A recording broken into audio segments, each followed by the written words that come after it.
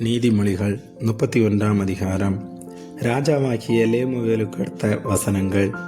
அவன் தாய் அவனுக்கு போதித்த உபதேசமாவது: என் மகனே, என் கற்பத்தின் குமாரனே, என் பொருத்தனைகளின் புத்திரனே, ஸ்திரீகளுக்கு உன் பலனையும் ராஜாக்களை கெடுக்கும் காரியங்களுக்கு உன் வழிகளையும் கொடாதே.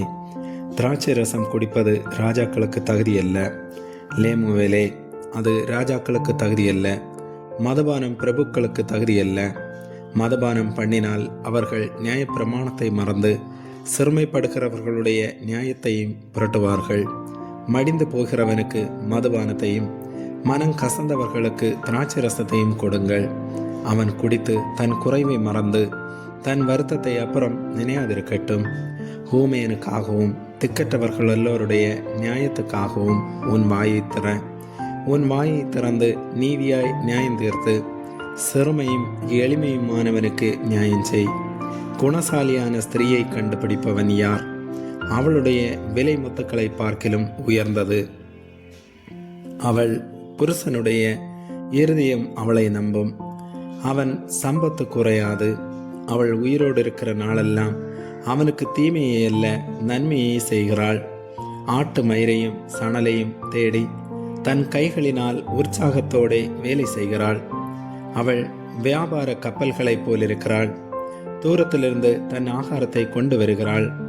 இருட்டோடு எழுந்து தன் வீட்டாருக்கு ஆகாரம் கொடுத்து தன் வேலைக்காரிகளுக்கு படியளக்கிறாள். ஒரு வயலை விசாரித்து அதை வாங்குகிறாள்.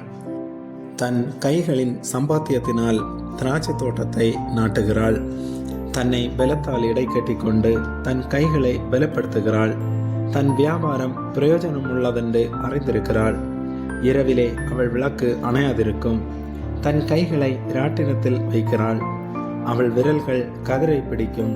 சிறுமையானவர்களுக்கு தன் கையை திறந்து ஏழைகளுக்கு தன் கரங்களை நீட்டுகிறாள். தன் வீட்டார் அனைவருக்கும் இரட்டைப்புரை உடுப்பிருக்கிறதினால் தன் வீட்டார் நிமித்தம் குளிருக்கு பயப்படாள். இரத்தின கம்பளங்களை தனக்கு உண்டு பண்ணுகிறாள். மெல்லிய புடவையும் இரத்தாம்பரமும் அவள் உடுப்பு.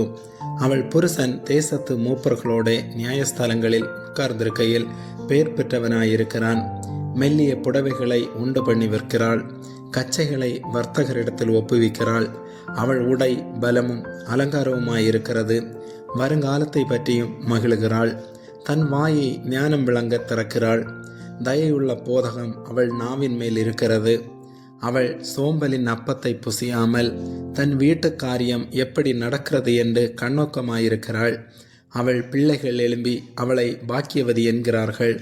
அவள் புருஷனும் அவளை பார்த்து அநேகம் பெண்கள் குணசாலிகளாயிருந்ததுண்டு, நீயோ அவர்கள் எல்லாருக்கும் மேற்பட்டவள் என்று அவளை புகழுகிறான்.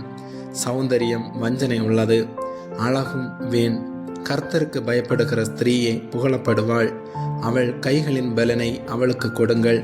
அவளுடைய செய்கைகள் வாசல்களில் அவளை புகழ கடவது. ஆமேன்.